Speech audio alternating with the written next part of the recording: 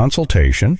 In the beginning of last autumn, among the people assembled in Dr. Magnan's waiting room, there was a man of about 40, fair-haired, lank, livid, a little bent, in a word with so sickly an aspect that it would have been enough to look at him, to guess that this was a doctor's office. When he came in, this puny individual sat himself down with a careworn expression in a corner. He stayed there patiently until all the other patients had been interviewed by the doctor, who, after giving his last consultation, came towards him with a cordial smile. "Good day, Bouchereau," said the doctor. "1,000 apologies for having kept you waiting so long. You know that my time belongs in the first place to my patients, and I hope you haven't any claim to that title." "The soul's sufferings are worse than the body's," the man answered, stifling a sigh. "What's the matter?" inquired the doctor. "You are all upset. Can it be Madame Bouchereau who is ill?" "My wife has a cast-iron constitution," replied Bouchereau, and he accompanied those words with a smile full of bitterness. "Then tell me the cause of the agitation I see you in. It's an affair of the soul, did you say? If you don't speak, how do you think I can guess what passes in your soul? Let's see. What use can I be?" "My dear doctor," answered the other, sitting down with an air of dejection, "we have known each other for more than 20 years. I look on you as one of my best friends, and I have a boundless confidence in you. Let's leave out the compliments." "They are not compliments. I am speaking my inmost thoughts. Besides, the strange confession that I have resolved to make to you will bear witness of the esteem I have for your character." "Let's get on to the facts," said the doctor, with a little impatience. "The fact is a sad one for me, and it may even appear ridiculous. That's why I am hesitating to broach it, but first promise me to reveal to nobody in the world what I am going to tell you." "The secret of the confessional is as sacred for a doctor as for a priest," said Dr. Magnan in a serious voice. Bouchereau sighed again, then bit his lips and raised his eyes to the ceiling. "You know Pelletier?" he said at last, watching the man he was speaking to mournfully. "The captain of the general staff? That's all I know. A sanguine temperament, a short neck, more shoulders than brains, the organization of an ox. I predicted long ago that he'd die of apoplexy." "God grant it." "You astound me. I thought you were friends." "Friends," repeated Bouchereau, and indignation was mixed with irony in his voice. "What the blazes? Speak clearly or not at all. I am not an Oedipus to guess your riddles." The impatience that gleamed in the doctor's black eyes prevented his suffering friend from avoiding the main point of the confession any longer. "Well, my dear Magnan, here's the fact in 2 words," he said in a moved voice. "Pelletier is making advances to my wife." The doctor pushed out his lower lip to hide a smile and nodded his head several times with affected seriousness. "Think of that," he said then. "I wouldn't have believed that that lump of a Pelletier would have had such good taste. But are you quite sure of what you are saying? Usually husbands are the last to know about matters like that." "I am only too sure. You'll see how. My wife went to spend some days at her mother's at Fontainebleau. The day before yesterday, poking about by chance in my bedroom, I noticed that the key of my desk fitted her wardrobe as well. Mechanically, I opened that bit of furniture, and in a rather mysterious back drawer, I found several letters from Pelletier. By Jove, but all the same, why open a bit of furniture belonging to your wife?" "I was within my rights. Besides, suspend your judgment. Because of the very tenor of those letters, I got proof of Virginia's complete innocence. She had nothing more to reproach herself with than having kept this correspondence a mystery from me. She had never encouraged him, I am practically sure of it. So I am much less annoyed with her than with Pelletier, but as to him, I feel that I will never pardon him. A man I opened my house to, an old comrade of Saint Barbe, a friend, in fact, at least I thought him one." "Are you forgetting that a man is betrayed only by his friends?" "Yesterday, I went to see him." "Ah." "I reproached him with his unworthy conduct. Do you know what he answered?" "He denied it." "At first. But at the sight of his letters, he realized that all denials would be useless. 'My dear Bouchereau,' he said to me then, with that impertinent air of his which you know, 'since you are so well informed, I won't take the trouble to tell lies about it. It is quite true that I am in love with your wife. I have already told her so, and I do not promise not to say it to her again, because in all probability I would not keep my oath. I understand perfectly that this proceeding displeases you and hurts you, but you are not ignorant that I am a man of honor, and that I am in the habit of taking the responsibility for my acts and deeds. If then you are insulted, I am at your service, ready to give you satisfaction where, when, and as you please." "That's cheek for you," said the doctor, forcing himself to keep serious. "What, he dared to say that to you?" "In so many words." "And what did you answer?" "That he'd hear from me soon. And then I came away, for it was beneath my dignity to go on any further with a conversation like that. That's how things stand." The doctor's face took on a grave expression. He took a turn up the room, his head down and his hands behind his back. Then, approaching his visitor again, "Now, what do you think of doing?" he said to him, looking at him intently. "What do you advise? I acknowledge that such a proceeding seems hard for you to endure. On the other hand, I would be vexed to see you engaged in a duel with this swashbuckler Pelletier." "A swashbuckler!" cried Bouchereau, whose eyes seemed to grow bigger. "It's a professional duelist. It's an assassin, you ought to say, a man who spends all his mornings at Lepage's shooting gallery or in the fencing school, and who has a fight on hand regularly every 3 months. "And you yourself," said the doctor with a piercing look, "you have had an affair sometimes?" "Never," answered the married man, more livid than ever in that moment. "Not that I haven't had an opportunity several times, but a duel is against my principles. The idea of shedding blood revolts me. It is a barbarous custom, which has always appeared to me to constitute a monstrous anomaly amidst our police-guarded habits." "In short, you have no ardent desire to meet him on the field?" "If I were positively insulted, if I had to avenge a mortal injury, perhaps the voice of passion would speak to me more loudly than that of humanity, for, in certain conjunctures, the wisest man cannot answer for himself. But here, since things have not been pushed to the extreme, if Pelletier, instead of adopting an arrogant tone, had offered me some kind of apology or other, to which I believe myself entitled, and if he had bound himself to behave better in future, it seems to me that then, in everybody's interest, to avoid a scandal, don't you think, like me, that it would have been possible and honorable—" "Not to fight? Certainly," interrupted Magnan. "If you meet him on the field, it's 10 to 1 that Pelletier will bleed you like a chicken, and that'll be nasty for you." "Doctor, you don't understand me properly." "Absolutely, on the contrary, and the proof is that you will not fight, and that the captain will make a satisfactory apology to you. Isn't that what you want?" The doctor's perspicacity caused a feeble blush to dawn on the cheeks of the peace-lover. "Pelletier is a bear," went on the doctor, as if speaking to himself. "Usually staff officers have more savoir-vivre than that. To want to please the women, that's all right, but to challenge the husbands, that's a total disregard of all the rules of good breeding." "You advise me, then, to let some settlement be made?" asked Bouchereau in an insinuating voice. "Yes, certainly," answered the doctor, laughing. "And more than that, I'll undertake the negotiations. I tell you once again, tomorrow Pelletier will withdraw his provocation, he will make you a formal apology, and will swear to seek no more to trouble your conjugal repose. That is my business. The rest is your affair." "The rest?" "To promise and to keep one's word aren't the same thing, you know that.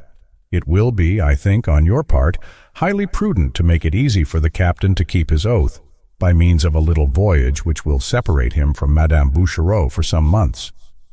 His position keeps him in Paris. You are free. What hinders you from going to spend the winter in the south, at Nice, for instance?" "I had already considered the expediency of a trip, and I am pleased to find you of the same mind in this matter. But why Nice rather than any other town?" "I mean that the climate is very healthy, especially for people who have rather delicate chests." "But I have an excellent chest.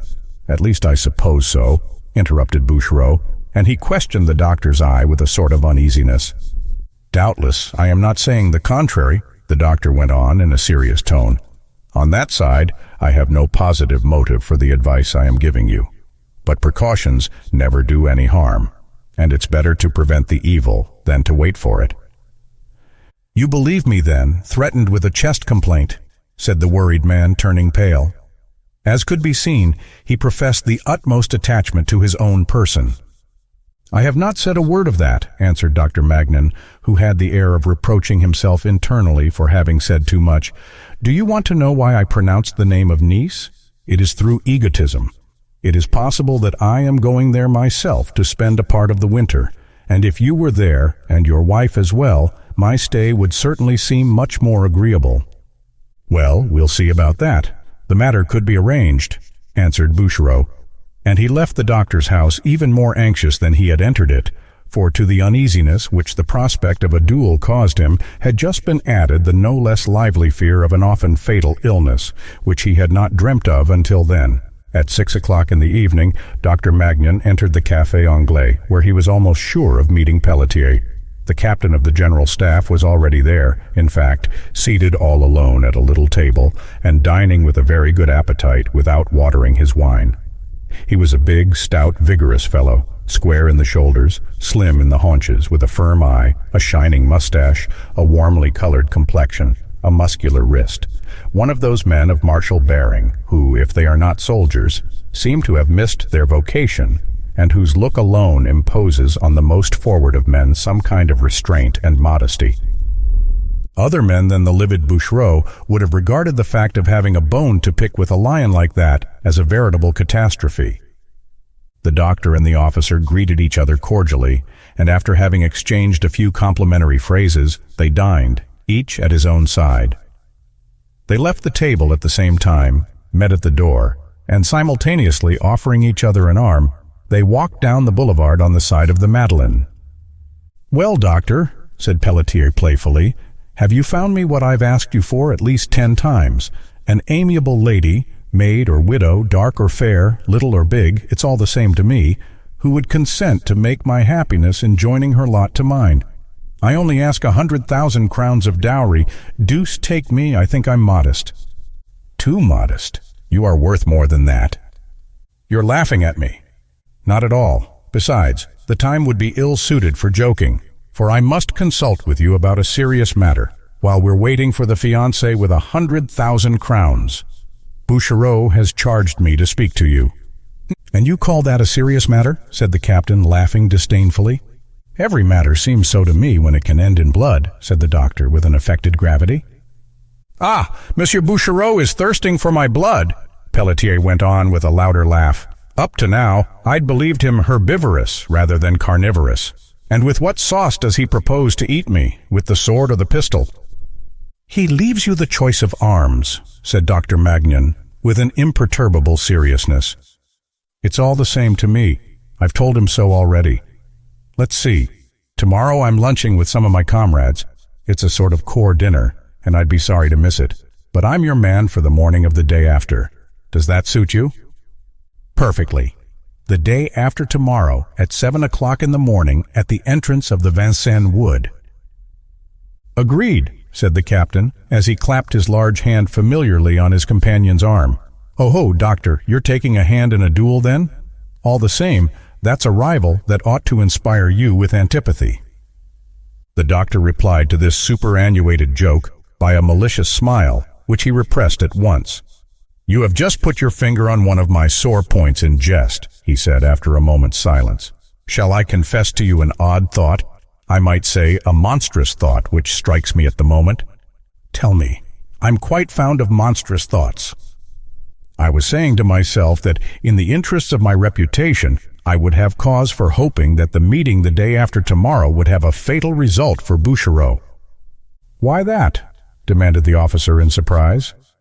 "I mean that if you do not kill him before a year's over, it is I who will pass for having killed him." "I don't understand.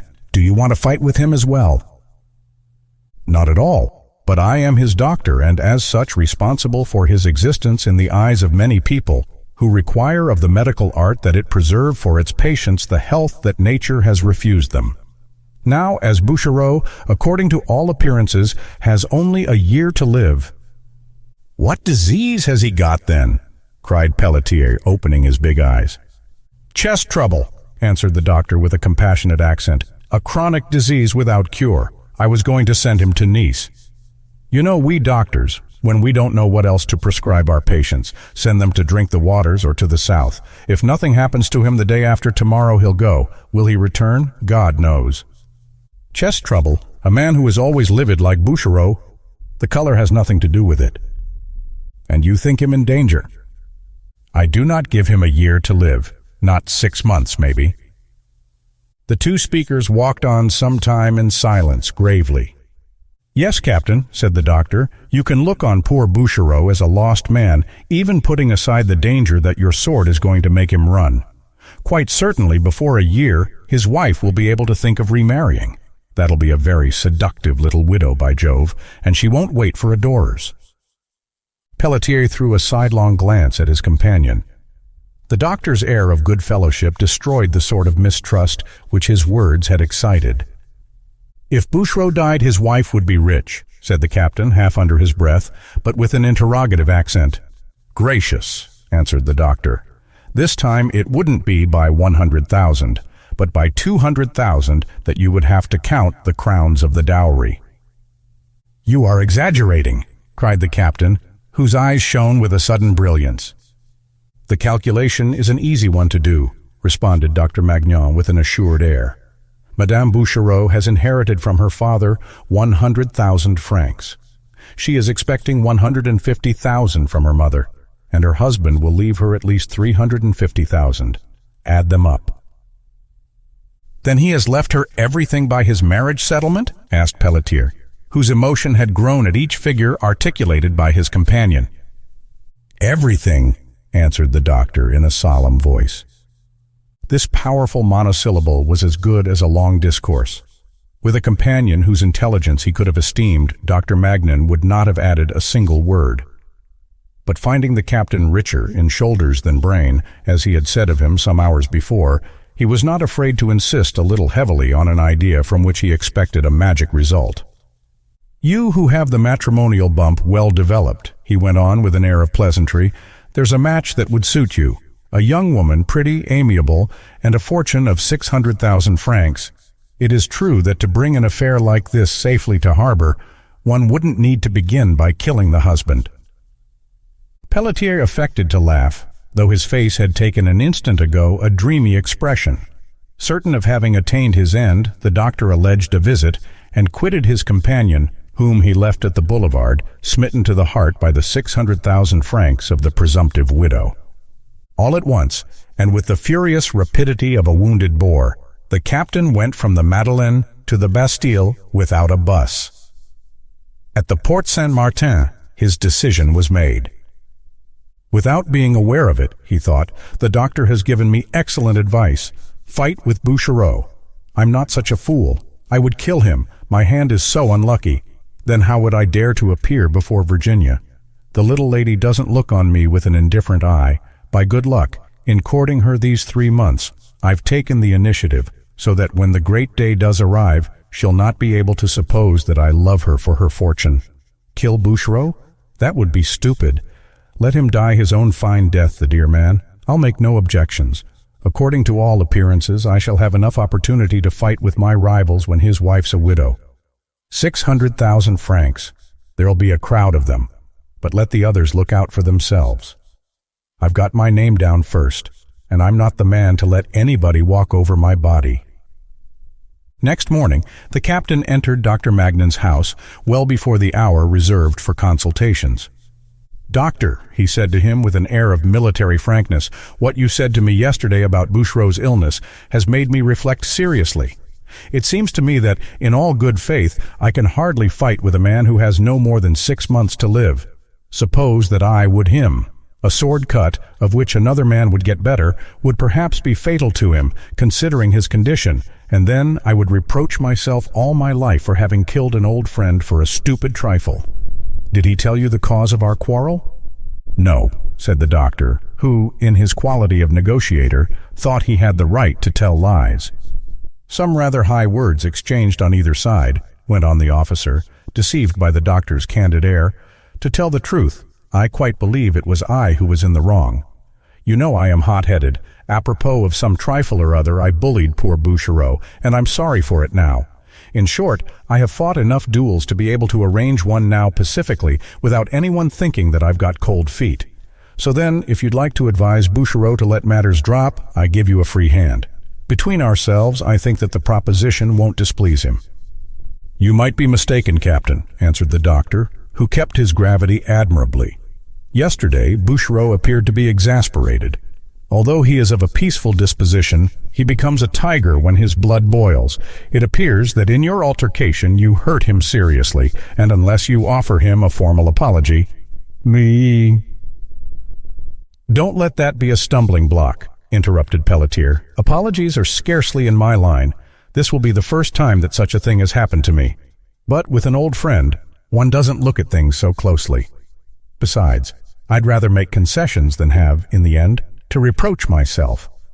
What about us going together to see Bouchereau?"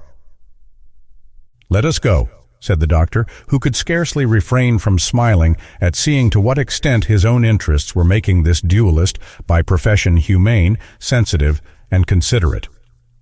When he saw the doctor, followed by the general staff officer, entering his room, Bouchereau, who had not been able to close an eye all night, experienced an emotion comparable to that of a condemned man to whom the jailer reads out the sentence containing the death penalty. The first words of the interview restored fluidity to the blood which was ready to congeal in his veins. The captain formulated the most explicit and formal apologies, and retired immediately after exchanging a handshake with his old friend, who in his joy at being quit of his terrors, didn't dream of showing himself unreasonable. "Doctor, you are a sorcerer!" cried Bouchereau, when he was alone with the doctor. "That's a bit in my way of business," the latter said, laughing. "So here's this terrible affair almost arranged. My share is done. Will you do yours? When do you set out for the south?"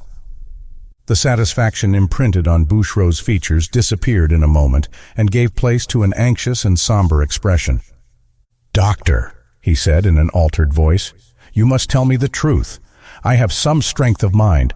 I will know how to listen to my sentence. My chest is affected, isn't it?" "You mean your brain?" "My brain, too," cried Bouchereau, and he got paler. "You are mad," went on the doctor, shrugging his shoulders. "I would be very glad to change my chest for yours." "You are deceiving me. I can't get your words yesterday out of my head. I've coughed all night, and between my shoulders I feel a pain that I've never noticed up till now." "Imagination. I feel what I feel," continued Bouchereau in a lugubrious voice. "I do not fear death, but I admit it is not without regret that in the flower of my manhood I shall see myself forced to say an eternal farewell to my wife and my family. It is my duty to look after myself for their sakes, if I do not do it for my own. Instead of riding to Virginia to return here, I shall pick her up in passing at Fontainebleau, and we will start at once for Nice." "Go," said the doctor. "This voyage cannot do you any harm." "But do you think that it will do me good?" "Doubtless." "And that there is still time to fight this fearful disease?" "Yes, we shall pull you through that," said Magnan with a mocking gravity. "Before 6 months are gone, I shall be myself in Nice. So you are sure of being looked after by a doctor in whom you have confidence, if, contrary to all appearances, your condition gets worse." The two separated, the doctor laughing at the fears of his client, while the latter believed he felt death in his breast, and asked himself if, peril for peril, it might not have been better to face Captain Pelletier's terrible sword than to go maybe to die, in the prime of life, on a foreign soil. In 2 days Bouchereau, pursued by this funereal vision, had taken out his passport, set all his affairs in order, and finished his preparations for departure. He got immediately into a post-chaise and fell like a bomb on Fontainebleau, where he was not expected. Using his marital authority more than he had ever dared to do until that day, he carried off his wife, stupefied by so novel a proceeding, and very annoyed at having to leave Paris, for the languorous epistles of the captain of the general staff had for some time past rendered her residence in that town more pleasant than usual. At the end of the week, the husband and wife, the one trembling for his life, the other regretting her love affairs, arrived at Nice, where, towards the end of autumn, they were joined by Dr. Magnan, who showed a scrupulous exactitude in fulfilling his promise. In the following April, Horace was being played at the Théâtre Français. Thanks to the youthful talent of Mademoiselle Rachel even more than to the old genius of Corneille, the theater was full. In the center of the right-hand balcony, Captain Pelletier, accompanied by several gay dogs of his own kidney, was speaking in a loud voice, laughing in the same tone, criticizing the actors, passing the women in review, and annoying everybody in his neighborhood, without anyone daring to call him to order. So powerful in certain cases is the prestige of an insolent look, a ferocious mustache, and the build of an elephant. By dint of staring through his opera glasses at every corner of the theater, from the side boxes to the highest tier, the captain perceived in a box in the second row a group which instantaneously absorbed his attention. There were first in the front row Monsieur and Madame Bouchereau, and in the rear Dr. Magnan seated behind the young woman. The attitudes of these three people were characteristic. His face pallid and his physiognomy doctored as usual, his eyes adorned by blue glass spectacles, a new grace which he owed to an imaginary ophthalmia. The peace-loving husband held in his hand the theater program which he read between the acts, and he listened conscientiously to the tragedy, even when Corneille had for interpreters Monsieur Arsène and Monsieur Fontas. Madame Bouchereau was trifling with a most lovely bouquet, whose perfume she frequently sniffed, and whose purple flowers set off so well the whiteness of her complexion that it was allowable to believe that this maneuver, executed with an air of carelessness, was not altogether exempt from coquetry. Negligently leaning on the back of her seat, the young woman sometimes turned her head half round, the better to hear the words that the doctor addressed to her, speaking in an undertone and smiling, without the husband taking part in this conversation, or appearing to notice its intimate and confidential nature. "Who is it, then, you've been looking at for the last quarter of an hour?" one of the captain's neighbors asked him. "Is it your old flame, Madame Bouchereau? I thought you'd given up thinking about her a long time ago." "I didn't know that she'd come back from Nice," answered Pelletier reservedly. "She's been in Paris 10 days. Don't you think that Bouchereau looks very ill? It doesn't seem as if the climate of the south has done him much good. He's twice as livid as before he left. Poor Bouchereau." Ah, said the other. "You're for giving him a chest trouble too? That would be too funny." "What would be too funny?" asked the captain brusquely. "The trick that rogue Magnan played on Bouchereau and on you. For if I can trust your dumbfounded look, you've an equal share in the mystification." "Burton, you are abusing my patience," said Pelletier in a gruff voice. "Dog doesn't eat dog," went on Burton, laughing. "So let's speak without losing our tempers. This is the story. All Paris, except you, has been laughing at it all last week. It appears that, on the one hand, and without anyone suspecting it, the aforesaid Magnan was in love with Madame Bouchereau, and that, on the other, since he had suffered from his chest for some time, he had judged it wise to go and spend the winter in a milder climate than this. What does my gay spark do? He persuades the innocent Bouchereau that it was he, Bouchereau, whose chest was weak. He gets him to set out for Nice as well as his amiable wife. Then at his leisure, without any hurry, he goes to join them. The picture that they all three make just now leaves no doubt as to the denouement of the story. Merely from the look of them, one can guess that, without libel, one could hang on the front of their box the title of one of Paul de Kock's latest novels, The Husband, the Wife, and the Lover. This Magnan is a witty fellow, and he has ingenious ideas. Fearing doubtless that the husband might see too clearly what was going on, he persuaded him to wear blue glasses, threatening him with an ophthalmia. Isn't it a good trick, and isn't it an amusing adventure? "Charming, delicious," answered the captain, smiling in a fashion to make one believe he was grinding his teeth. The tragedy was just finishing. Dr. Magnan left his box. Pelletier at once followed his example. A moment afterwards, the two men found themselves face to face in the foyer. "Doctor, a word with you," said the captain with a serious air. "Two, if you want, Captain," answered Magnan in a jovial tone. "It appears that in spite of your prognostications, Bouchereau is in splendid health." "Would you want the man to die?" asked the doctor, parodying with comic emphasis the accents of Joanny, who had just filled the role of the father of the Horatii. "I know that you make the most ravishing jokes," Pelletier went on with a resentment that was beginning to turn into anger. but you ought to know that I am not accustomed to serve as a butt. Will you be good enough to answer me? Seriously, is it true that Bouchereau has never been in danger? In great danger, on the contrary. Hadn't he got to fight with you? And so when you sent him to Nice, it was to prevent this duel. As a doctor, I am accustomed to watch over the health of my patients, and my duty was to preserve Bouchereau from your sword, which is renowned as being a terrible disease. A disease for which you will perhaps have to treat yourself before very long, said the captain, whom the doctor's coolness had finished by exasperating. Let that fool Bouchereau die of fear or of any other cause. I certainly won't do him the honor of being concerned in it. But you, my dear sir, you who make such fine jokes, I would be very pleased to see if you have as much courage as wit. The role of the unhappy and mystified rival is so very humiliating that, through vanity, Pelletier during this discussion had carefully avoided mentioning his real grievance and pronouncing the name of Madame Bouchereau. The doctor imitated a reserve which, beside, for him in his position of favored lover, was almost a law.